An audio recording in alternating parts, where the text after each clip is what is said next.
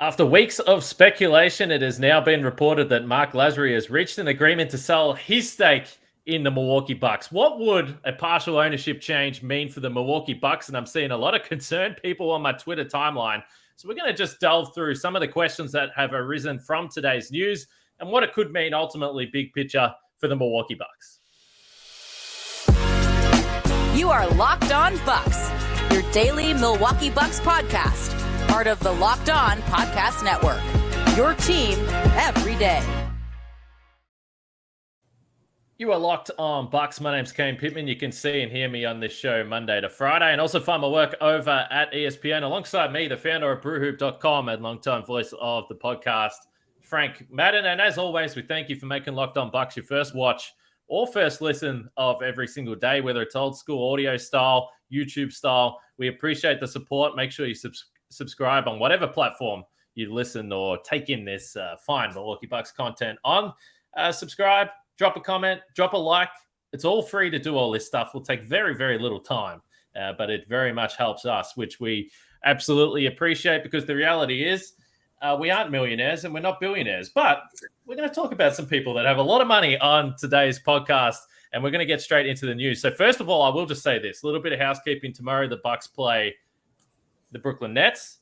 And also, as we record this, the Milwaukee Bucks have the best record in the NBA, the number one seed in the Eastern Conference. Who would have thought? We love to see it. The Knicks got the job done against the Boston Celtics just a few minutes ago as we're recording this. So the Bucks, best record in the NBA. There won't be post-game tomorrow. I just need to put that on the record here at the start so people hear this. I will make it up to you, though. And I'm thinking we'll make it up to you with a weekend podcast after this Sixers game, because people are going to be really fascinated into that. There's something I can't podcast tomorrow. So just putting that on the record. All right, let's get to today's news, though, Frank. And I'm going to pull up the tweet that came through. First off, before we get into the fraught stuff that is not as fun, as you know, probably as longtime listeners of this podcast know, I am a player hater. I feel like the Dave Chappelle sketch, that Player Haters Ball, I frequently reference that in terms of the way I consume NBA content. I love an off night viewing of the Boston Celtics and Philadelphia 76ers, watching those teams lose. I will probably the most games that I watch randomly on League Pass involve me tuning in, hoping to see those teams lose. I'm dead inside, other than when Giannis and the Bucks give me life. So what a banner off night for the Bucks. You mentioned obviously the Bucks, at least for a moment, right? I'm totally teeing up the jinx for the Bucks to lose against the Brooklyn Nets to go back into second place. But my Knicks, my New York Knicks, Kane, love my Knicks. Come through with the 15-point win. Jason Tatum, 6 of 18, 14 points. He gets thrown out for arguing calls. I mean, you hate to see it. And by that, I mean, you love to see it. And the Sixers, James Harden misses a potential game-winning 3 against the Heat. Man, what a rare night where I get to root for the Miami Heat, but Jimmy Butler exacting some revenge on Joel Embiid and his former friends in Philly. So Bucks now have a 4-game, are up 4 in the loss column against the Sixers, which, felt like a couple days ago it was 1 or 2 games, and now the Sixers have lost a couple straight, including that Boston game. So again, we always have these debates, right? We were talking about it before the Saturday game, whether, we should be rooting when the Celtics and Sixers play each other. Is it better for the Bucks for one or the other to win? Hey, tonight's even better when they both lose and gives the Bucks a little boost. So we'll see. Obviously, no guarantees of anything, but probably other than the, just Schadenfreude viewing that I had tonight, the other big news, obviously, Giannis listed as probable today on the injury report for Tuesday's game. They do have a back-to-back. So, I mean, my expectation of a back-to-back Giannis night against the Nets and then against the Magic, I certainly wouldn't expect him to play in both of those games. But the upside is he seems very close to playing. The quad contusion that he left the game on Sunday or on Friday with apparently is healing up. So shout out to Giannis. And of course, me talking about Giannis injuries moments after talking about rooting for other teams' demise, I'm setting up, bad things for myself karmically, but whatever. I'll live with that. But anyway, so that's our league update for the day, I suppose. But I guess we should talk about some ownership news, given things seem to be not just in the works, but really happening on that front for the Milwaukee Bucks. No doubt about it, but it is very smart of you to get to the positive stuff first to start this podcast. That is some real podcast craft from Frank Madden. This is a man that has podcasted hundreds and hundreds, should I say thousands of times. So this is a guy that knows how to work his way through. And when we're going to get into the weeds and some stuff that people are a little bit concerned about, let's be real, start it with just reminding everyone that as of today, February 28 here in Australia, February 27 probably in other parts of the world, the Bucks have the best record in the NBA, and I went through and looked at some lineup stuff just very quickly. Giannis and Middleton have played 223 minutes together. Giannis, Middleton, Holiday have played 121 minutes together. If you just blatantly said that at the start of the season and said you're going to get to the start of March and you're going to have the best record in the NBA, there was just no way that you could possibly have made yourself believe that could be the case. So as much as we've gone through the ups and downs and we've asked all these questions and we've had to be patient, and to be honest, we still have to be a little bit patient because we're not quite there on the health stuff. The Bucks have done a fantastic job. And for all those people out there screaming that this is the case for Giannis to be MVP, I'm with you. It's a very strong case to be made when you just look at those numbers there and what Giannis has done. But he also has to and if not just that, but if someone had told you, Kane, that the Milwaukee Bucks would be, depending on which sort of website you look at, they'd be either like 18th, 19th, or 23rd in offensive rating. Yeah. Like the idea that you'd be missing as much time from the big three as you've had, and that the offense would have struggled, as much as they have, since you do have to go back to the kid era, that you'd still be in this position is pretty remarkable. And again, just goes back to not just how good Jrue Holiday's been, not just how good Brook Lopez has been. Obviously, Giannis goes without saying. Chris Middleton rounding into form in a bit unfamiliar role here coming off the bench. But the defense, we talked about it last night, but let's say it one more time. The defense has just been awesome. And I think when you look at this win streak, the 14-game win streak, I mean, they haven't had like these like incredible performances night in and night out. They've had a number of games where it was kind of like, kind of probably closer than you'd like, whether it was the Celtics game, games maybe you feel like, hey, they could have like won by more. They won some close games in there, but to win 14 games in a row, I mean, it's the most wins any team has had in the league in a row this year. Of course, there's going to be some close wins in there, and I choose to give the Bucks credit. I will not call them lucky. I would say they deserve those wins. They know how to play late in games. Oh, yeah. Oh, the clutch genes. Jrue Holiday, clutch player of the year candidate. Chris Middleton coming back now, feeding Brook Lopez. It's just, let's enjoy the goodness when we can. And again, just having night in and night out a great defense just gives you a lot of freedom to, you can have nights where you actually don't shoot the ball well. You can have nights where you're not as sharp as you might otherwise want to be, and can sustain you. They're not quite living and dying by the three as much because the defense gives them again some extra degrees of freedom there. So anyway, okay, I think we've got the warm fuzzies out of the way. If anybody doesn't want to wade into NBA business, billionaire, capitalist, evil, whatever, blah blah blah stuff, then you can flip over now. But we have an obligation here, given how important the topic of ownership is to a franchise. We got to talk about this stuff a little bit. So Kane, let's tee it up. What did we learn today? Well, we learned from a tweet from Timmy Bontemps that started by saying Milwaukee Bucks co-owner Marc Lasry has reached an agreement to sell his portion of the Bucks to the Cleveland Browns owners Jimmy and Dee Haslam for $3.5 billion valuation. He followed up by saying the $3.5 billion valuation is the second highest for an NBA team ever, trailing only the $4 billion that Matt Ishbia purchased the Suns for earlier this month, and the third highest for an American sports franchise, which is kind of remarkable, behind the Denver Broncos sale last year. So that's just the facts. That's just straight up. This was reported over the last few weeks. We knew that we were probably heading for a situation where Lasry was going to be out and the Haslam group was going to be in with the Milwaukee Bucks. And look, I'm not a huge NFL fan, as you know, but the first thing I think of when I read that is, look, I'm pretty well aware that the Cleveland Browns have not exactly been brimming with success in my time as an adult on this earth. So before I throw it to you, everyone, we're about to dive into the deep stuff here. So grab yourself a Built Bar and fuel up for the next portion of this podcast. And if you're looking for a delicious treat and don't want all the fat and calories, then you got to try a Built Bar. I don't know how they do it, but it is healthy. It's crazy to believe, but it's covered in 100% real chocolate, which is superb. Only 130 calories, 4 grams of sugar, but there is a whopping 17 grams of protein, so you can work on the guns. You can have your Built Bar before you go to the gym. Have it after a swim. I've just been at the pool swimming laps. I'm like Ian Thorpe in the making here, and Built Bar is getting me to that place. Now, you don't have to wait around to get a box. For years, we've been talking about ordering your Built Bars at built.com. Now you can get them at a local Walmart or Sam's Club.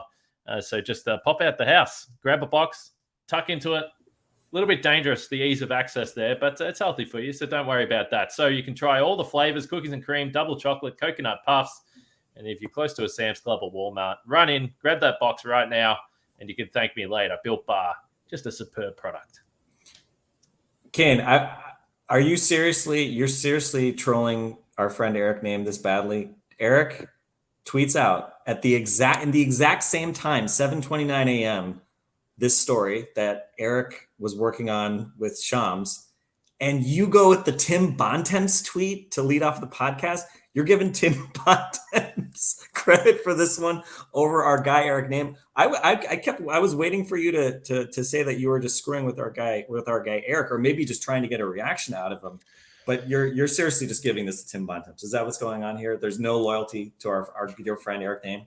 If I move out of the way here, you see what poster I got on the wall there, Frank? Who is my primary employer? The worldwide leader of sports, ESPN. I gotta look after my man, Timmy Bontemps. So on the social level, love Eric. He's a great guy, but shout out to Timmy Bontemps for breaking this story with the scoop, with the big scoop.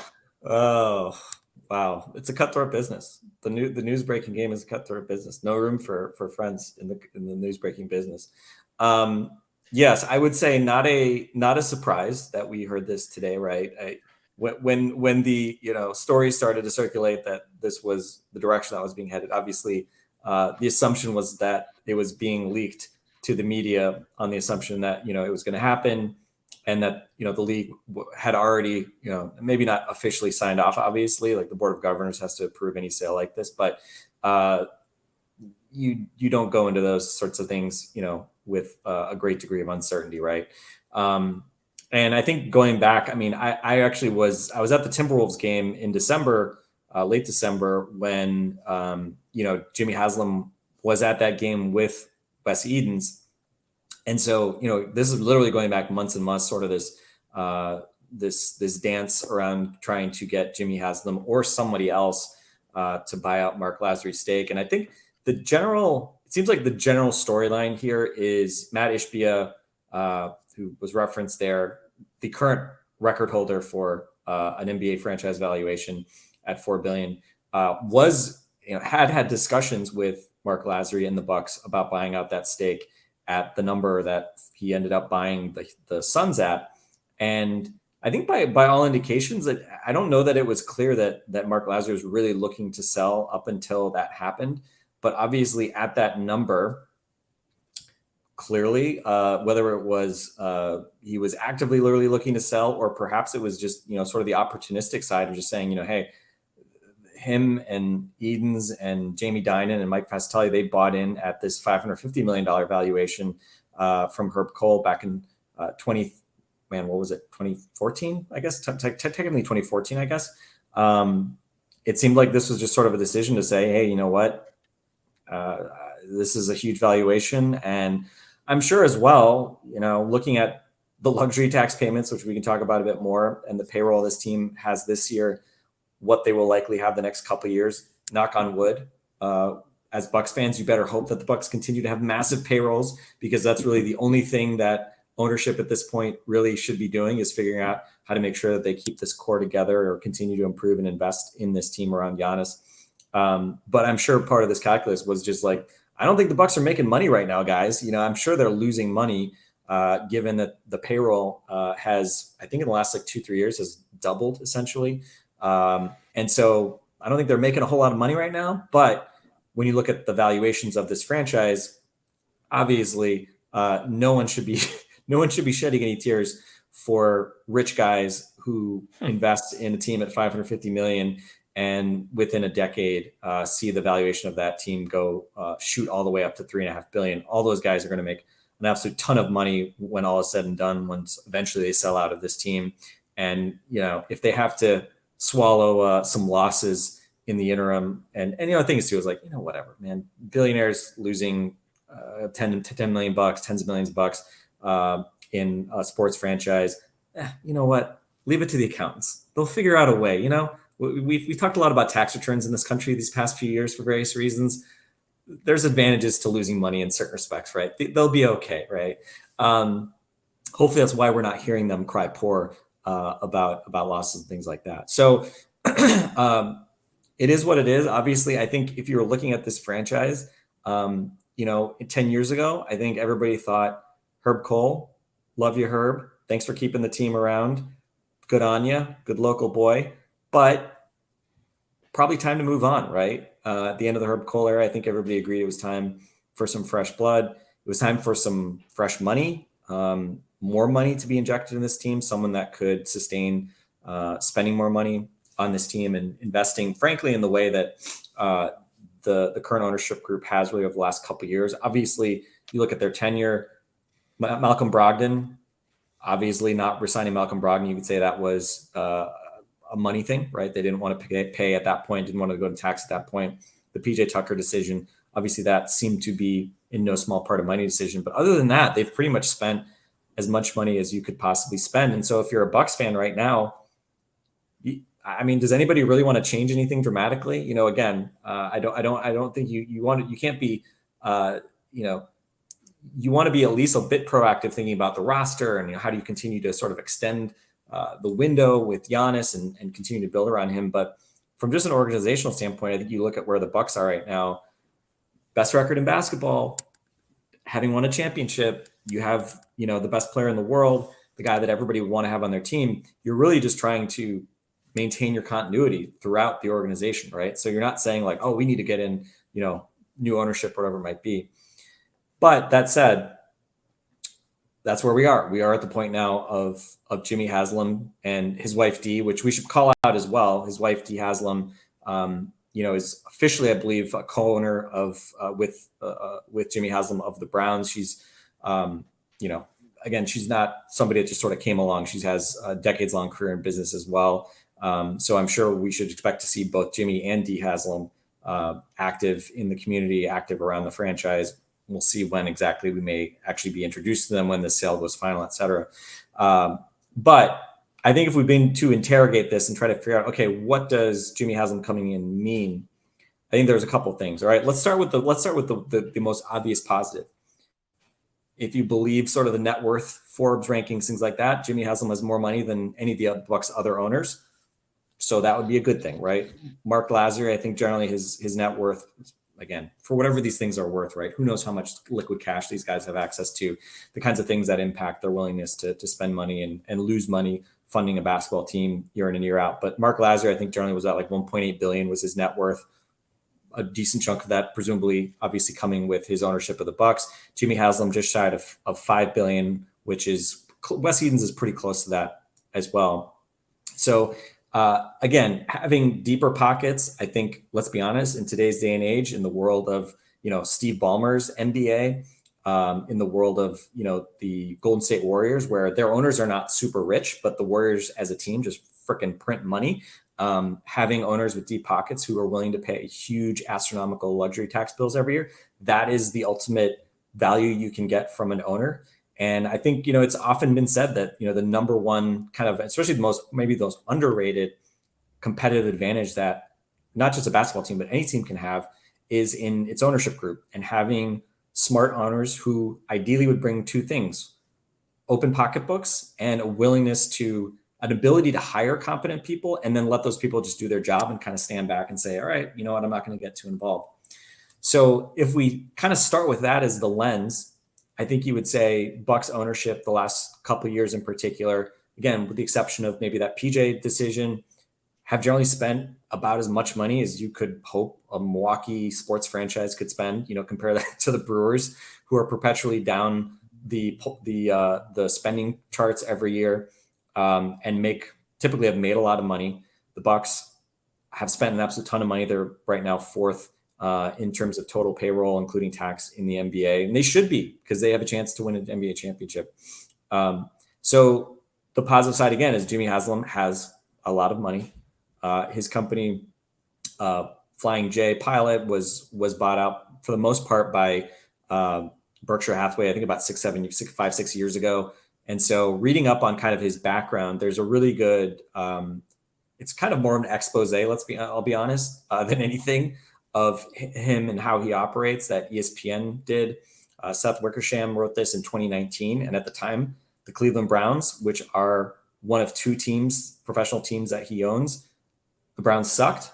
And Jimmy Haslam's tenure there was very, I would say, problematic on a couple different fronts. And I would say, again, a lot has happened since then. The Browns have actually made the playoffs since then. They've been kind of mediocre the last 2 years, but certainly Cleveland's situation has improved the last couple of years in terms of where they've gone as a franchise. But for the most part, I think it's a really interesting article in terms of insight into Jimmy Haslam and Dee Haslam and kind of how they have operated, the types of decisions they've made, the way that they've treated people, to some extent, the willingness to spend money. But to be honest, in the NFL, I don't know that a willingness to spend money is quite as obvious, just because you have a hard cap. So everybody can just kind of spend the same amount of money, and the league makes so much money that, again, it's not quite like it was, especially a decade ago in basketball, or even now to some extent. But I think a couple of things come to mind. So the willingness to spend, you hope that is there. You hope that part of the thesis for this move from the other Bucks owners. So again, Wes Edens, Jamie Dinan, and Mike Fascitelli. Again, there's a bunch of other kind of local guys and gals who have interest and positions in the Bucks, but those are very small relative to that group of three. Again, roughly speaking, we've always sort of assumed Edens, Lasry, and Dinan had about 25% each. Fascitelli has less than that, but still a decent chunk. Hopefully the number one motivator here is the fact that Jimmy Haslam has indicated he's willing to spend money, which in the case of the Bucks means willingness to bring back Brooke Lopez, willingness to bring back Chris Middleton, to a lesser extent, willingness to bring back Jay Crowder and Joe Ingles. Kane, I do want to throw a shout out to, of course, we hope that they can keep Joe Ingles, whatever that might cost.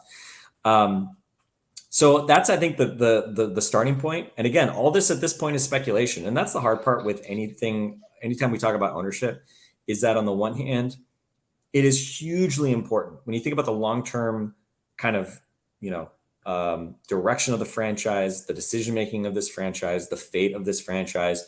When you talk about like the duration of decades, Giannis is only going to be here so long as a player. Even if he retires here, maybe you have a decade of Giannis, but owners can stay multiple decades. And so again, in terms of competitive advantage, owners are the most underrated part of that. Probably the least talked part, the least talked about part of that, and decidedly the most unsexy part of that.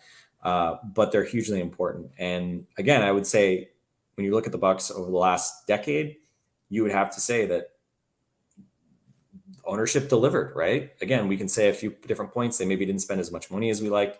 The John Horst, Justin Zanuck saga was messy, to say the least. But at the end of the day, obviously the results have spoken for themselves. And even if they did not draft Giannis Antetokounmpo, they ultimately, after some missteps with the Jason Kidd era, they ultimately figured out how to build around him, bring in the right coaching staff around him, and win a championship, which was always the goal. And so Marc Lasry, he's going to leave this team. And I mean, pretty good deal. You show up, spend 10 years here, build an arena, revitalize a whole part of downtown, win an NBA championship. Of course, owners always take, heat for things that they don't do, things that fans believe that they should have done. But he gets to ride into the sunset, pretty much living the dream when you think about the NBA ownership experience. And oh, by the way, he also gets about a 5x return on the amount of money he invested. So that's a pretty good deal. I think with Jimmy Haslam, we know the money could be there. You have to hope that will be there. I'm sure the questions at the press conference, there will be inevitably questions. And the first question that should be asked is, what are you willing to spend? How much are you willing to spend? And is there any point at which you will not spend to bring back the core part of this roster? But I think the other component of this, and I'll give a little bit of a pause here, Kane, for you, so that I can catch my breath since I've been droning on here for a while. We talked about it last week with Myers Leonard, right? A random end of the bench guy. We talked about how as fans, you can judge who you want to root for and don't want to root for, who you want on your team, who you don't want on your team. I mean, there's no rules on that, right? Myers Leonard obviously made mistakes, says this anti-Semitic slur on a live stream. And if you don't want him on your basketball team, hey, that's totally within bounds. You're a fan, right? You don't owe Myers Leonard anything. And kind of similar with owners, right? Jimmy Haslam, you look at his history, and we can get into that a little bit. There was a fraud case against Pilot Flying J, which he was not criminally implicated in, but which there were certainly a fair bit of evidence that says he was aware of essentially a rebate scheme where kind of small businesses were taken advantage of, were not given money back, and I think total dollars were something like $60 million was essentially stolen over the course of many years from businesses, and a number of, I think, over a dozen executives from Flying J were convicted of wrongdoing in this. So there's absolutely there with that. And if you don't want to kind of focus on the business side of things, you look at his tenure with Cleveland and the missteps that they had, the struggles they've had. A guy that I think has admitted he's still trying to figure out how do you best run a franchise, that there's no playbook for you. You have to kind of do it for yourself. Hopefully in Milwaukee, coming into a situation where there is a ton of stability and really it's just about letting the people who've been doing the work continue to do the work, you will not see the same degree of, meddling and, heavy-handedness that you saw in Cleveland, where he was principal owner and didn't have sort of a similar situation of sharing ownership. But absolutely, if you want to take a look at this and, think that the sky is falling, well, I mean, yeah, there's reasons to dislike Jimmy Haslam, to be skeptical of Jimmy Haslam, to have concerns about him potentially, taking what's working well and being somebody that potentially pushes the Bucks off that course. There's definitely a history of that. But by the same token, we don't know. He's never owned an NBA team. He's never been a part investor on an NBA team. He was a minority investor in the Pittsburgh Steelers before he ended up buying the Cleveland Browns. So I would say at this point, there's more that we don't know than what we do know in terms of what he's going to bring to Milwaukee Bucks as a potential, 25% owner of this franchise. But again, I don't begrudge anybody for being skeptical or being concerned. And I think certainly, having, let's just say this, I would be wary of anybody who is just completely optimistic and assuming everything is going to go great. But by the same token, I also can't come into this feeling like I know exactly how this is going to go, and that, Jimmy Haslam is going to,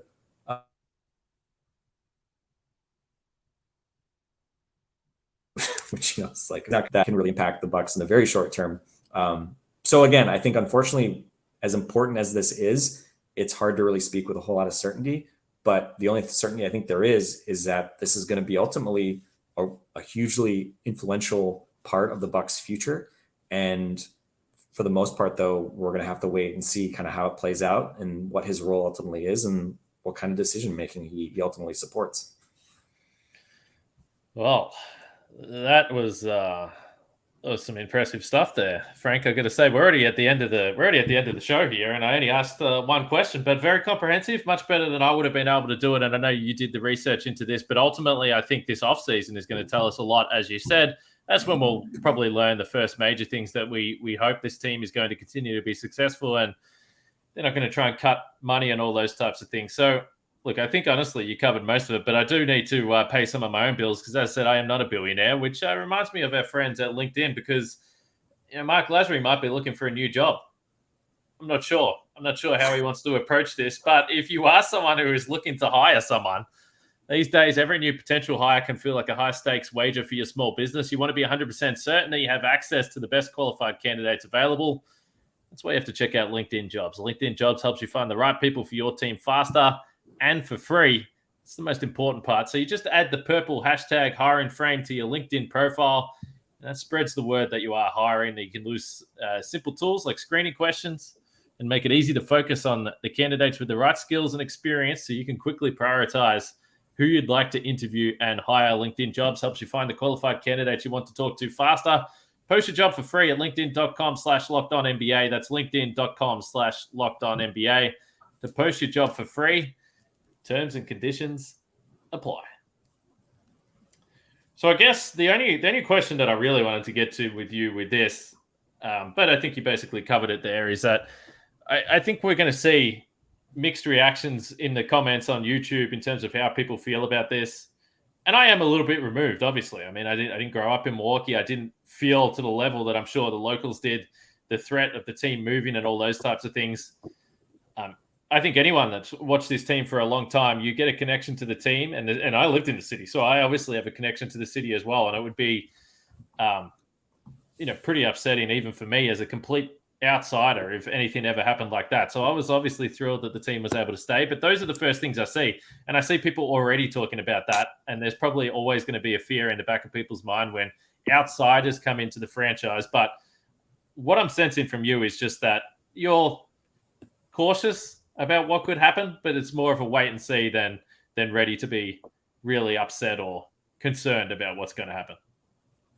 Well, I mean, a couple notes on this, right? I think if you look at as far as like the idea of like, could the Bucks be moved or whatever, there is not like the ironclad lease, like there's not, it's not a situation where the Bucks could never be moved or something like that, even with the arena deal that was made. Basically, I think, and again, if anybody feels otherwise, but from everything I've read about it, the substance of the arena deal, essentially that they could move at some point, but they would just have to repay the roughly $250 million funding that came from the state to support the building of Fiserv Forum, which, let's be honest, like if it was $250 million that was required to prevent to enable a move from somebody that really wanted to move the Bucks, right? And again, I don't think that's really the case. That's not something I'm concerned about with the current ownership group, plus Jimmy Haslam sort of coming in here as a minority investor. I think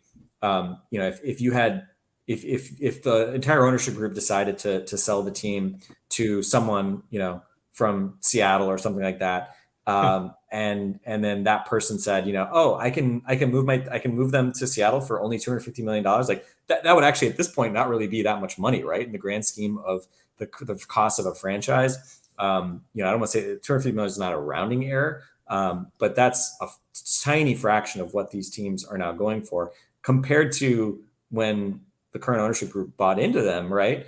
I mean, $550 million, $100 million, they ended up essentially getting back from Herb Cole to plow into the building of Fiserv Forum. Shout out to Herb Cole for certainly doing everything that he could to make sure the Bucks stayed in Milwaukee long term. But I think you just think about other aspects of this, right? I mean, the current ownership group is also now heavily invested in not just the Bucks and Fiserv Forum, but in a whole bunch of development that's happened around Fiserv Forum. And again, of course, yes, they could sell that stuff, fine, right?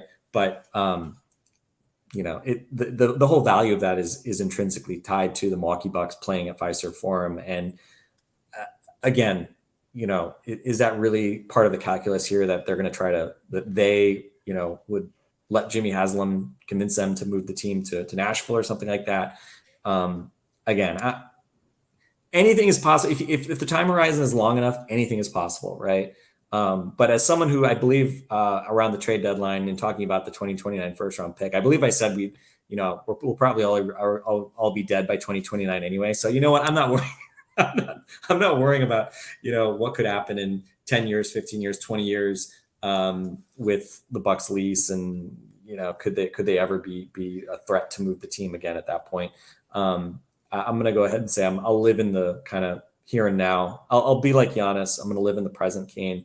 I will not be blind to the long-term potential of things, but again, it's a situation where yes, things are possible, but certainly, I mean, you compare it to where they were, a decade ago when new ownership came in, where there really was more of an imminent threat of the team being moved, and especially if the team just not really being like financially appealing to operate at the Bradley Center at the time. Because again, I mean, it's not like it ultimately, like, it comes down to the NBA and the owners themselves, like whether they would do that, right? So it's not like, there was some big bad evil Seattle billionaire that was going to force the Bucks to move or something like that if they didn't get an arena. But as Bucks fans, I would say I'm very thankful that they figured out how to make the arena deal happen. And again, public funding is always a touchy subject. You can absolutely find arguments that, it's never worth it for cities, things like that. But I think what we've seen in Milwaukee, I think has been a great story. And, just thinking back to 2 years ago, the crowds in the Deer District, coming out, bringing the city together. You can talk about economic impact, what that meant from a dollars and cents perspective for the city. Now, I don't know if we've really talked a whole lot about the likelihood of potentially getting an all-star game here in a few years' time. Again, the payoff for what the arena deal meant for the city has been huge. And of course, I am very biased, and I don't even live in Wisconsin, so I can't. It's not my taxpayer dollars. Technically, it is my parents' taxpayer dollars. But I would hazard and say probably most of our listeners would agree. Like, it's been a really big win-win, I think, for everybody, and I think it can continue to do so regardless of who's in the ownership group from here on out. All right, so over to the listeners. Let us know what you think, because as Frank said and suggested throughout all this conversation, I think there will be some varying opinions on what this means, and people read their own stuff and have their own opinions on what this could mean. And I think overall, for the most part, when you've got something good going, you just want to keep it stable and just keep it as smooth as possible. So this is definitely some sort of ripple, whatever that means down the road. I guess we're going to find out pretty quickly. But for the on-court stuff right now, the Bucks have the best record in the NBA, and they play tomorrow against the Brooklyn Nets. So we'll look forward to the on-court stuff first. Giannis might play.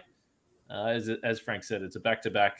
Get the Magic the day after. So we'll do a post-game podcast after the game against Orlando. No podcast tomorrow, just reminding you there. But we'll make it up to you over the weekend. Also, make sure you check out the Locked On Game to Game podcast. Recaps from around the NBA. Everything you need to know from the night's basketball, including losses to the Boston Celtics and Philadelphia 76ers.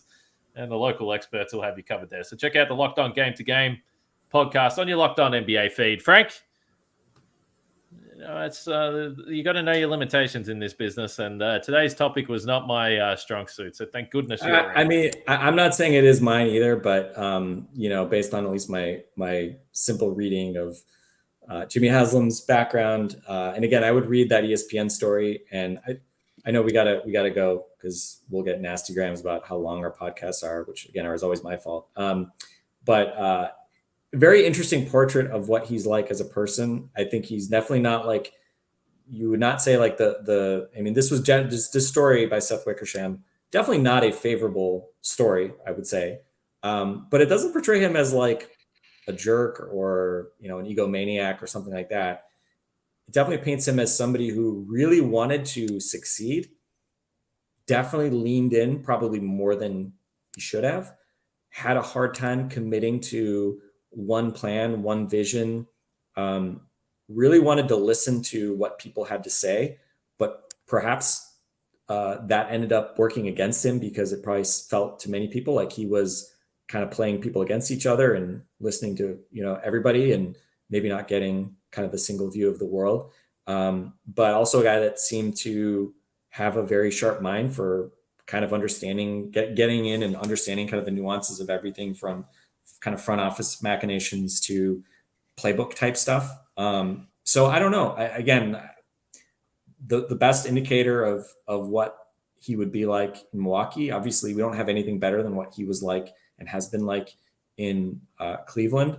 I will say the Columbus Crew, Kane, in his second year of ownership, did win the MLS Cup in 2020. So, hey, look, I don't have any great insight on what they did in Columbus, but that's the glass half full. There is that he immediately won an MLS Cup with the Columbus Crew.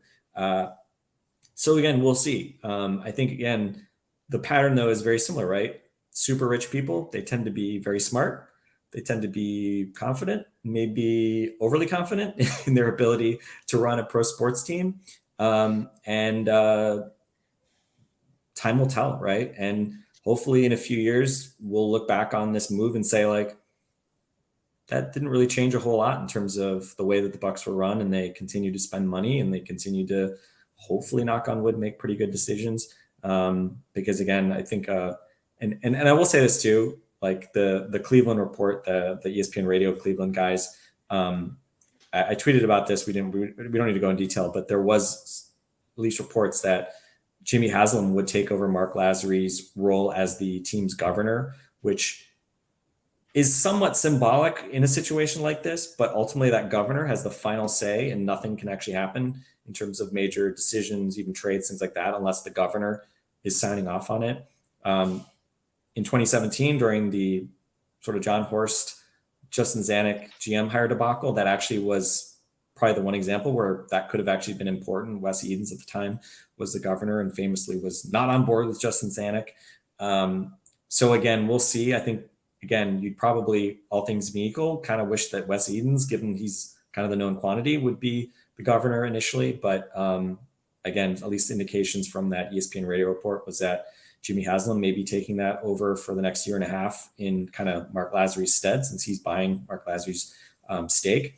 But again, is Jimmy Haslam going to come in and start, making decisions that the other owners disagree with because he's just can't help himself? I wouldn't really expect that, right? And there could be aspects of an ownership agreement that might prevent that. But again, we don't know a whole lot. And so again, fans, us included, we're going to speculate. But at this point, I think you also have to just be realistic about kind of how far we can leap and how much we're really able to speculate. So again, hopefully in a few years, not much will have changed. The Bucks maybe have another banner or two. And if that happens, we'll all probably be pretty happy and not really care a whole lot about who Bucks ownership is or was, or what decisions were made there. But again, until it happens, we don't know. Well said. All right. As I said, we'll be back in a couple of days' time. Hopefully the winning streak is still going. Jump in the comments, subscribe, like the podcast. All of that helps us. We appreciate it. Frank and myself, catch you guys next time.